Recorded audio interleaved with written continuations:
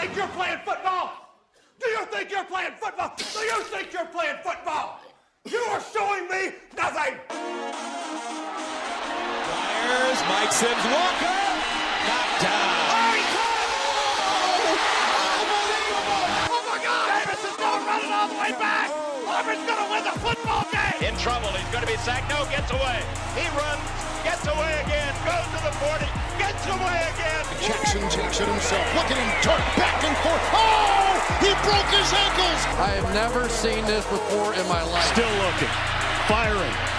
Near corner. It's caught! Denver! Unbelievable! And welcome to the fourth down fiasco.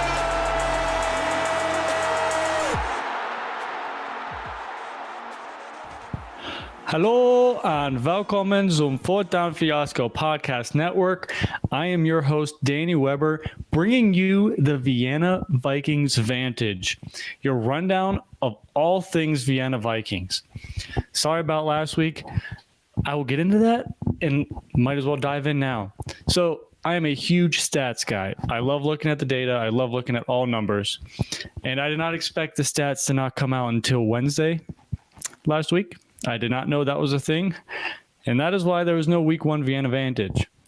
But we all saw the scores. We all saw the game. It was a blowout. Ben Holmes looked good for his first game, a little rusty. That's okay. But into Week 2, the Battle of Austria, V5 in the ELF, Vikings 4-0 in the 2 years they've been there. And it continues. Vikings 5-0 in the Battle of Austria. Tirol, they looked good Week 1. It was also against the Seamen. Shut them out. But no match for the Vikings. They could not get anything going offensively. I don't know what their game plan was. I'm not one of their coach. I'm not an insider. But the Vikings defense looked phenomenal. The only thing they struggled on a little bit was big chunk run plays. But other than that, they held the Raiders quarterback Fulford 9 of 19, 95 yards. That should be like a first quarter stat line, not a 4-quarter stat line. They also, realistically, I say their run defense looked bad. I think I even tweeted it earlier. But they only gave up 82 rushing yards. And we've said it before, when your quarterback is almost your leading rusher, you're not going to win games. And that's what happened. Fulford, 2 yards short of their leading rusher, more attempts. You're not going to win games. The Vikings defense was all over them, starting with their defensive line. They had some linebackers playing DNs below and Bombeck. Absolute animals off the corners. They were all over the offensive line for the Raiders. The Raiders could do nothing to stop them. Then you throw in Schaffer and Millar and Swankar. Swankar had 5 tackles, 2 tackles for loss.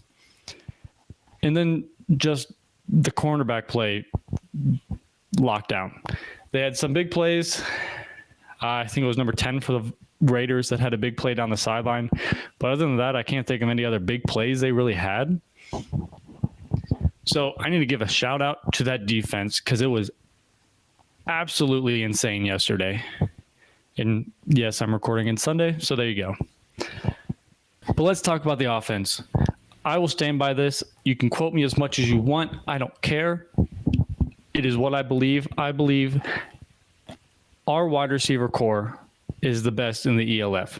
With Reese Horn filling in for Weston Carr, A import for A import, Booyah and Noah, I don't know his last name, but those three paired with Beer Bomber and the Finnish killer, Kari Pajarini.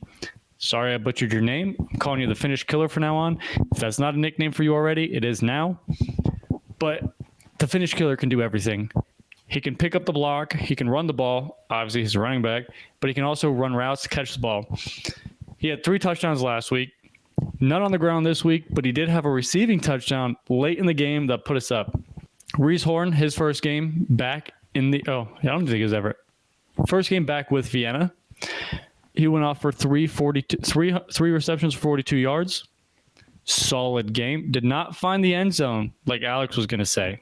Alex said. So, Alex, get your predictions right. Booyah, once again, found the end zone, not 3 times, but 1 time, but still went 6 for 92. Solid stat line. Noah went 4 for 54.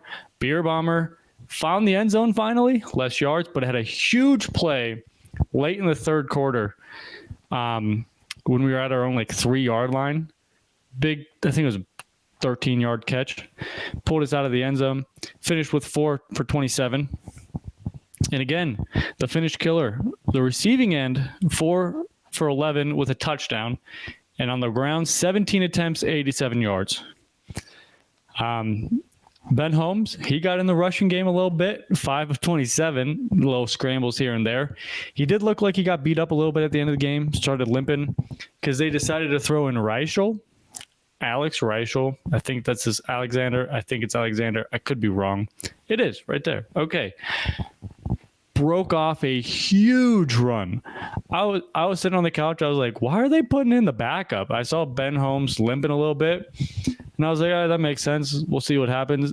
Found a hole gone, untouched. Beautiful. He looked so fast out there. He didn't throw the ball, had 2 rushes, 38 yards, and a touchdown. That is a great stat line for playing 2-3 snaps.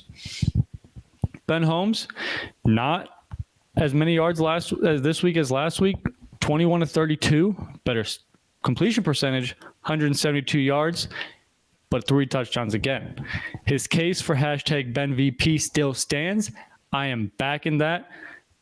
And anyone who gets on the train with me and Alex and Kiki and anyone else, hop on board now because you'll be regretting you didn't. Ben Holmes is only going to get more and more comfortable in the ELF once he starts playing tougher and tougher competition, which next week should be a huge game when the Vikings head out to Rochelath to play the Panthers, who, you'll hear more about that on Thursday, started off hot against the Surge, but this Surge, pun intended, came surging back in the second half. But there was a point to me in the beginning of this game, especially in the first drive when it was 3rd and 18 or whatever like that. And who was it? It was Bombeck came off the side. I think he got the roughing the passer call. It could have been below, but still. And gave them the first down. They held him to a field goal that drive, which was good. Then we didn't do anything the next possession. Then the Raiders got another field goal. And I was like, all right, our offense is looking a little rough. But Coach Kaleke must have said something after the first quarter because it was shut down from then on. Scored 27 unanswered points after that second field goal. Yes, it took a little bit. Scored 12 in the second. Third quarter was a little boring. 0 total points for each team. And then the fourth quarter pulled away big with 15 points. Huge 4th and 2 stop at the 6-yard line as well for that Vikings defense. That was a massive turning point because the biggest holes in this Vikings team as a whole has to be their kicking and special teams, especially their kicking. I think he's made 2 extra points out of the 7 he's had to kick, 7, 8. And yeah, I don't know what they're going to do there. I don't know how you fix that. I don't know many kickers in the ELF or that are in Europe that can kick. I'm new to this. This is only my 2nd week in the ELF, but I've seen other teams make it. The Tirol Raiders signed a kicker a week, 3 days before week 1, and he made 2 and made 3 week 1 or something like that. So the Vikings, if they want to compete and win a championship this year, they need to figure out their kicking. You cannot be leaving points on the board, especially when they get to closer games and more challenging teams. Because I think we left 3 or 4 points on the board, and 3 or 4 points is that's a possession right there, 3 points. Like that wins you games, last second field goals. So they need to figure that out. They can't be letting up with the huge punt returns. I know they had Taylor from Bowling Green, Ohio. Shout out Ohio. The Raiders do. Their punt returner, he was phenomenal, and kick returner. However, he did have a costly fumble in the fourth quarter that really sealed the game for the Vikings. And that just goes back to defensive and special teams. I just knocked on the special teams, but the defensive play, once again, was absolutely phenomenal. But yeah, like, it's just exciting getting into this league because it's it's unknown. I know the Vikings have the best win percentage in the ELF since they've joined, but still, I don't know. I'm still learning everything, so it's fun to just like dive into it and like really try to learn everything, all the players, all the stats. And it's like learning football again almost. Like I know how football, like I know football. Like if you guys listen to us before, we've talked about the NFL, we've talked about the UFL. But we've all been looking forward to the ELF just because it's something new. Like we don't have it here, obviously. It's European League of Football. And I love how open everyone was for us to come in. Just 3 random American dudes finding a fun league that's only in their 4th season. It's just great.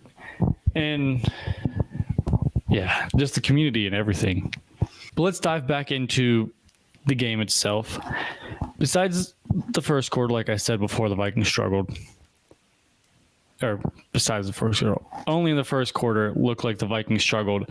But if you look at the stats, the time possession, the Vikings had the ball for almost 42 minutes. Like, if you hold the ball for 42 minutes, you're going to win games. And the scoreboard shows it 27-6. After the first quarter, it didn't look like a game. The Vikings pulled ahead and looked like a top team in the league where you can compete for a championship.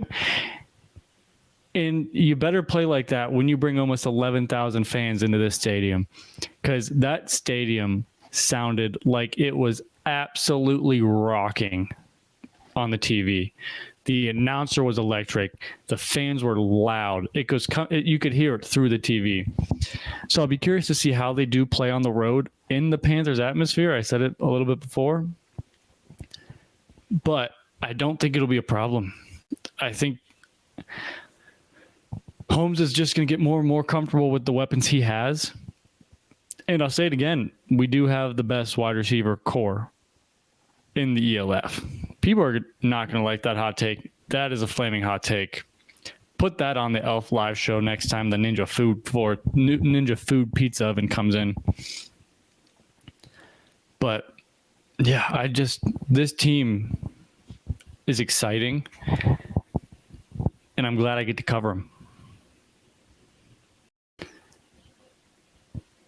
But I don't have much else to say because this game was so one-sided. Like 95 passing yards for the Raiders compared to 172 for us. 3 touchdowns compared to 0. 159 rushing yards to 82. Similar rushing attempts, and those yardages are way off. Like Holmes completed more passes than they attempted. Like I don't know what the Raiders' play calling was, but it was not it. The Raiders' defense did look solid. They did fluster Ben Holmes in the first little bit of the game. Even at the end of the game, they were chasing him around the field.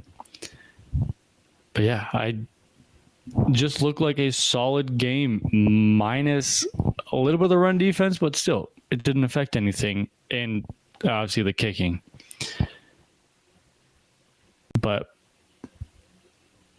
yeah, Xavier Edwards played great. Hunter Nicholas played great. And I am a huge fan of Jordan Booyah.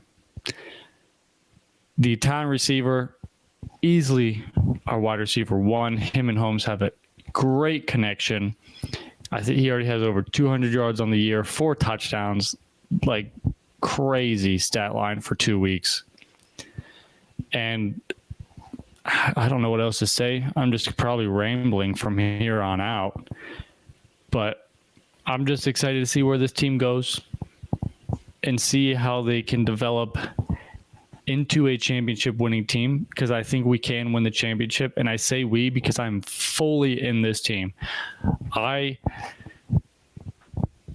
was jumping up and down during this game. My roommate made fun of me, but that's okay. I want to win. I'm in this, and I'm not even in Vienna. I'm across the world, and I want this team to win a championship because I want to live vicariously through them like they did in 22. And let's start a dynasty, and let's keep this momentum rolling into Wrocław to take down the Panthers, who they're good, but they're not top 4 good, and we're top 4 good. So I just want to thank you for a very short episode of the Vienna Vikings Vantage, because it was a quick and easy W this week. So thank you for tuning in for the first episode in week 2. And yeah, looking forward to seeing what you guys have to say. I know I rambled a lot. Stats are pretty easy to get through, and I don't think they have all of them up yet. They're missing some. Yeah, I can't see the kicking stats. Not all the sack stats are up yet either. I feel like we had a couple sacks. But yeah, thank you for tuning in. Sorry this was shorter. The Barcelona Bad Boys and Jordan. Go listen to his. Listen to ours on Thursday with the full recap of every game. And yeah, go Vikings. Hashtag Purple Rain. Hashtag BenVP. And see you guys next week. Peace.